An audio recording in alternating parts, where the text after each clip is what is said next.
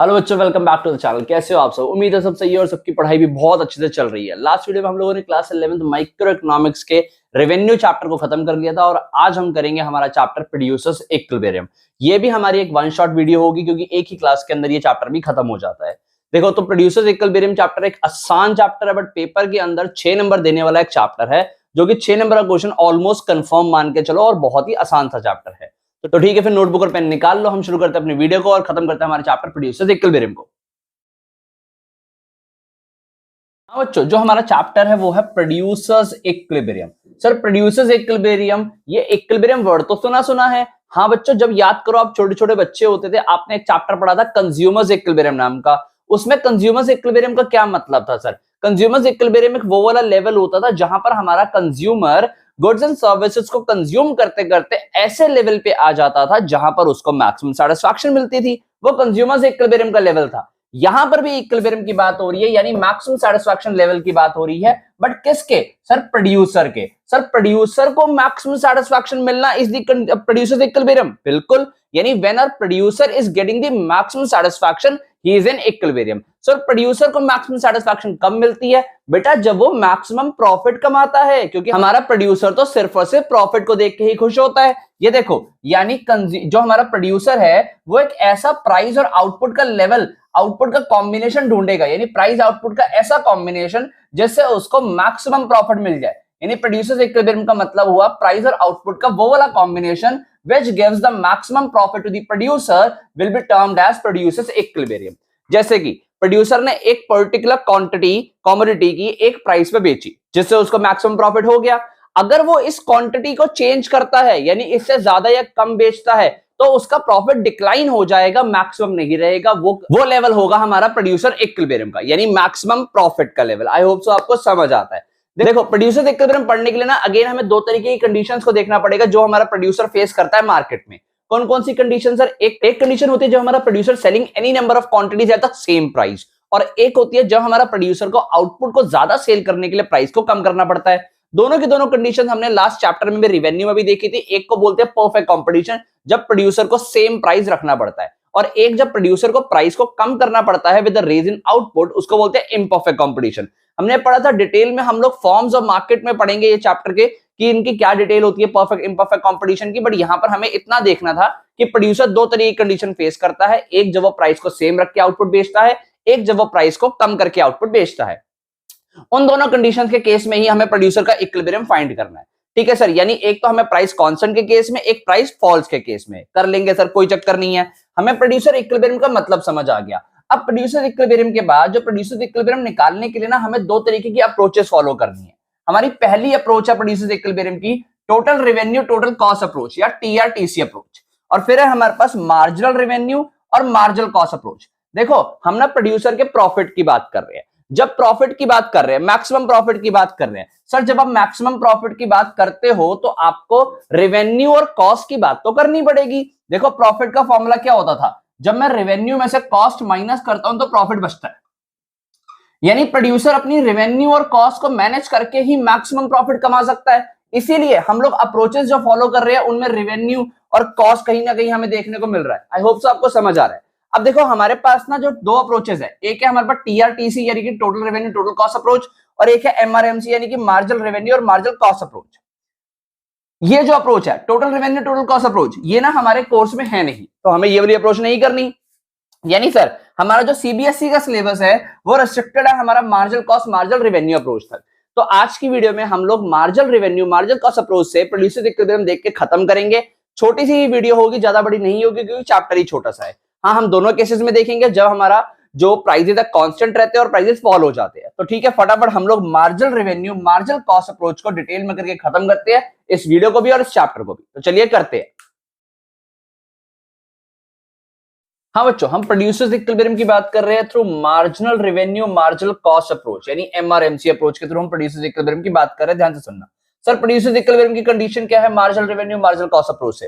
पहले दोनों का मतलब समझो बेटा। मार्जिनल कॉस्ट क्या होती है sir? Additional cost, additional cost by producing one additional unit. जब हमने एक एक एडिशनल यूनिट बनाई तो जो हमारी एडिशनल कॉस्ट आई वो हमारी मार्जिनल कॉस्ट हुई। मार्जिनल रेवेन्यू क्या होता है sir? Additional revenue by selling one additional unit, यानी जब एक एडिशनल यूनिट को बेच के जो हमने एडिशनल रेवेन्यू कमाया। देखो मार्जिनल कॉस्ट, मार्जिनल रेवेन्यू, अगर इन दोनों का मीनिंग क्लियर है ना तो बेटा प्रोड्यूसर्स इक्विलिब्रियम में कुछ नहीं है। कंडीशन ध्यान से सुनो। पहली कंडीशन कहता है कि जब हमारा मार्जिनल रेवेन्यू मार्जिनल कॉस्ट के इक्वल हो जाएगा, यानी एडिशनल रेवेन्यू एडिशनल कॉस्ट के इक्वल हो जाएगा। यानी सर मैंने जो एडिशनल यूनिट बना के बेचा ना, उससे जो पैसा आया वो उतना ही आया जितना उस यूनिट को बनाने में लगा था। तो यानी मैंने एडिशनल तो कुछ नहीं कमाया, यानी वो वाला लेवल है जहां मुझे रुक जाना चाहिए, क्योंकि मैं एडिशनल बना के बेच रहा हूं बट कुछ एडिशनल कमा नहीं रहा, उतना ही कमा रहा हूं जितना मैंने बनाने में लगाया। So that is the level marginal revenue और मार्जिनल कॉस्ट। इसके बाद क्या होना चाहिए, दो कंडीशन साइमल्टेनियसली सेटिस्फाइड होंगी, एक एक करके नहीं, दोनों इकट्ठी सेटिस्फाई करनी है। पहली ये हो गई। दूसरी कंडीशन है एमसी इज ग्रेटर या फिर MC should be greater than MR after MC is equal to MR level.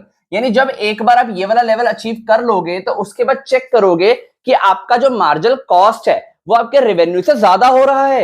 यानी पहले तो देखो क्या हुआ कि आपने जो एडिशनल बनाने में लगाया वो एडिशनल कमाया, बराबर हो गया, यानी कुछ भी फालतू का नहीं कमा रहे, आप जितना लगा रहे थे उतना ही कमा रहे हो। और इवन इसके बाद अगर एक और यूनिट बेचने की हिम्मत आपने करी तो क्या हुआ, आपकी कॉस्ट ज्यादा आ गई और रेवेन्यू कम हो गया। तो सर बिल्कुल ही बेवकूफी वाली बात हो गई, कोई प्रोड्यूसर नहीं जाना चाहेगा ऐसे लेवल पे जहां पर जेब से लगे ज्यादा और वो कमाए कम, यानी वो इस लेवल पे तो कभी नहीं जाएगा। तो दो कंडीशन सेटिस्फाई करी हमने। पहली कंडीशन में कॉस्ट और रेवेन्यू इक्वल किया, देन फिर हमारी कॉस्ट जो है वो इंक्रीज हो गई, कॉस्ट जो बढ़ गई हमारे रेवेन्यू से। देखो दो कंडीशन सेटिस्फाई करी। दो तरीके के केसेस में पढ़नी है, when the price remains constant and when the price falls with the rise in output. पहली अगर हम कंडीशन की बात करें, देखो पहली हम सिचुएशन देखें when the price remains constant. मैंने आपके सामने एक हाइपोथेटिकल टेबल रखा है, ध्यान से सुनना इस टेबल को। हमारे पास जो क्वांटिटी ऑफ आउटपुट है प्रोड्यूसर सोल्ड कर रहा है, 1 से लेकर 6 तक यूनिट सोल्ड कर रहा है, प्राइस सबका 12 है, प्राइस रिमेन सेम। ठीक है, टीआर कैसे निकलता है सर, टीआर निकलता है हमारा प्राइस और क्वांटिटी को मल्टीप्लाई करके। तो मैंने इन दोनों को मल्टीप्लाई करके प्राइस निकाला। टोटल कॉस्ट मैंने हाइपोथेटिकली आपके सामने प्रेजेंट करी है, यानी आप भी इसको यहां से देख के ऐसे ही प्रेजेंट करना, टेबल साथ साथ नोट करते चलो, समझते चलो। देखो ये मैंने कॉस्ट प्रेजेंट करी, टोटल रेवेन्यू टोटल कॉस्ट को कंपेयर करो। कहां पर ये देखो हमें सर क्या करना है, टोटल रेवेन्यू टोटल कॉस्ट को कंपेयर करना है? नहीं सर, हमारी अप्रोच तो एमआरएमसी है। तो बेटा आपने इसके टीआर के थ्रू एमआर निकाला, यानी टोटल कॉस्ट से मार्जिनल रेवेन्यू निकाला, और फिर सॉरी टोटल रेवेन्यू से मार्जिनल रेवेन्यू निकाला, देन टोटल कॉस्ट से मार्जिनल कॉस्ट निकाला। इसके थ्रू हमने ये निकाला है और इसके थ्रू हमने ये निकाला है। कैसे सर, एमआर होता है एडिशन इन टीआर। देखो इन सबका यहां पर सेम रहेगा, ये क्यों, हमने पढ़ा था when the price remains constant last chapter के अंदर कि हमारा एआर और एमआर सेम रहता है जब प्राइस कांस्टेंट होता है। तो यहाँ प्राइस कांस्टेंट है तो हमारा एमआर भी जो है इसके इक्वल आएगा, ये देखो सेम आ गया। माइनस करके भी निकालोगे एडिशनल यूनिट बेचने से तो सेम आएगा। सिमिलरली मार्जिनल कॉस्ट निकाला एडिशनल यूनिट बेच के, देखो यहाँ पर 0 से जब आपने 1 यूनिट बनाई होगी तो आपकी जो एडिशनल कॉस्ट है वो कह रहा 13 लग गई, तो ये आ गया। 1 से 2 यूनिट बनाई, कितना एक्स्ट्रा लग गया सर, 12। ऐसे यहाँ पर जितना इतना एक्स्ट्रा बनाता गया एडिशनल कॉस्ट लगती गई, ये मेरी लेवल आ गया एमआर और एमसी का। अब देखो यहां पर कंपेयर करूंगा, अपनी इन कंडीशंस को पुट अप करने की कोशिश करूंगा। क्या दो कंडीशन पुट हो रही हैं सर, देखो पहली कंडीशन क्या थी, marginal revenue must be equal to the marginal cost. देखो कहां पर इक्वल होता हुआ दिख रहा है मेरे को, यहां देखो सेकंड वाले लेवल पे एमआर एमसी इक्वल हो गया, यानी सर पहली कंडीशन तो सेटिस्फाई हो गई। सेकंड कंडीशन क्या कहती थी कि MC is greater than MR. क्या यहां पर हमारा एमसी यानी मार्जिनल कॉस्ट एमआर से ग्रेटर हुआ? नहीं सर, ये तो कम हो गया। ये देखो 12 से 9 हो गया, रेवेन्यू हमारा 12 हो गया, यानी सर इधर जेब से लगाया मैंने कितना, 9, कमाया मैंने 12। तो ये तो है, यहां तो मैं बिल्कुल नहीं रुकूंगा। यहां तो प्रोड्यूसर हमेशा चाहेगा कि भाई मैं और बेचूं और बेचूं और बनाऊं, क्यों, क्योंकि यहां पर उसकी कॉस्ट कम हो रही है, रेवेन्यू ज्यादा है। तो ये वाला लेवल मुझे नहीं मिला, इसीलिए मुझे दोनों कंडीशन साथ में सेटिस्फाई करनी है, यानी this level is not the producers equilibrium level.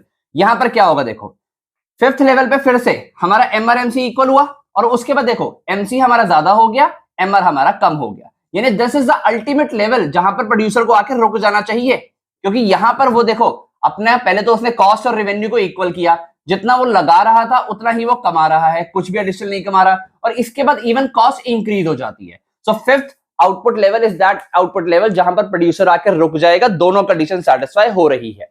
इसी को अगर हमें ग्राफ के थ्रू देखें, देखो यहाँ पे मैंने एक्स एक्सिस पे हमारा जो है आउटपुट लिया है क्वांटिटी, और वाई एक्सिस पे एमआर और एमसी को लिया है। एमआर जो हमारा एमआर है वो हमारा एक स्ट्रेट लाइन का बन रहा है, देख सकते हो आप, हर लेवल पे 12 था तो मैंने यहाँ पर 12 एज्यूम करते हुए इसको स्ट्रेट लाइन बना दिया। जो हमारा एमसी था वो 13, यानी इसके ऊपर से शुरू हो रहा है 12 पे, यहाँ पर देखो सेकंड आउटपुट लेवल पे कट किया था ना, ये वो वाला लेवल है, देखो इक्वल हो गया था, कट किया था यहाँ पे, यानी यहां पर M R is equal to MC हुआ। उसके बाद तो हमारा जो एमसी था वो कम हो गया, कम होते होते फिर इंक्रीज हुआ, देखो पहले 12 से 9 हुआ, 8 हुआ, फिर 12 हो गया। यानी यहां पर ये फिर बढ़ के यहां पर फिर से हमारा M R is equal to MC हुआ। और second condition MC should be greater, देखो यहां ग्रेटर हो गया और एम आर कम रह गया, यानी यहां पर सेकंड कंडीशन भी सेटिस्फाई हो गई। तो प्रोड्यूसर्स इक्विलिब्रियम का लेवल हुआ ये वाला आउटपुट लेवल। ये आउटपुट लेवल कौन सा है सर? फिफ्थ आउटपुट लेवल है, जहां पर हमारा प्रोड्यूसर इक्विलिब्रियम पे आ गया है। तो आई होप सो आपको समझ आता है। When the price remains constant, हमारा प्रोड्यूसर इक्विलिब्रियम में कब पहुंचेगा। देखो प्राइस रिमेन्स कांस्टेंट का केस है या फिर प्राइस फॉल्स का केस है, कंडीशन तो सेम ही रहेगी, बस थोड़ा सा टेबल में फर्क आएगा। आओ उसको भी देखते हैं, खत्म करते हैं। प्राइस रिमेन्स कांस्टेंट का केस खत्म हो चुका है, आओ उसको भी देख के प्राइस फॉल्स का केस देख के इस चैप्टर को पैक करते हैं। हाँ बच्चों, तो अब हमारा producers equilibrium when the price falls with the rise in output, हमने आउटपुट बढ़ाया और प्राइस हमारा कम होता गया। तो इसके बेस पे मैंने टीआर फाइंड किया। सेम कैसे सर? प्राइस और क्वांटिटी को मल्टीप्लाई करके, इन दोनों को मल्टीप्लाई करके टीआर आ गया।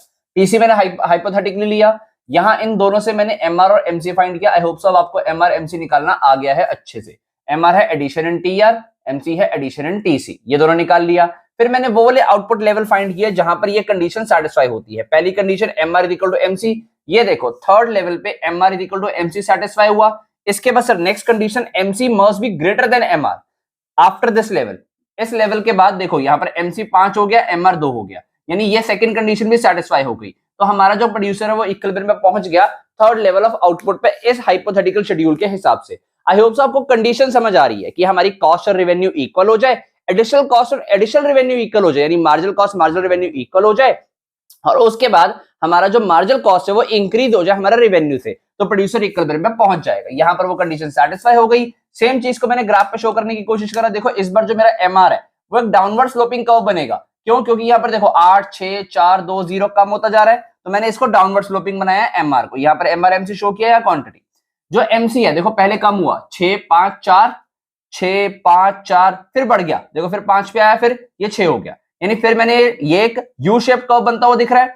इस लेवल पे जाके जो हमारा थर्ड आउटपुट का लेवल है वहां पर हमारा एमआर एमसी इक्वल हुआ और उसके बाद एमसी इक्वल हो गया और हमारा producer third level of output पे इक्विलिब्रियम पे पहुंच गया। आई होप सो आपको चैप्टर समझ आता है। बहुत ही आसान सा चैप्टर है, सारी रिक्वायर्ड थ्योरी मैंने आपके स्क्रीन पे भी साथ साथ शो करी है। छोटी सी वीडियो में हमने एक चैप्टर खत्म किया है। पेपर के अंदर 6 नंबर देके जाता है। सर क्वेश्चन किस तरीके का आता है? बेटा आपको ना एक शेड्यूल बना के दे देगा, आपको क्वांटिटी प्राइस और टीसी दे देगा। क्वांटिटी दे दिया, प्राइस दे दिया, टीसी दे दिया। आपको क्या करना होगा? क्वांटिटी और प्राइस को मल्टीप्लाई करके टोटल रेवेन्यू निकालोगे। टीसी आपको गिवन है, यानी अब आपके पास टीआर और टीसी दोनों आ गया।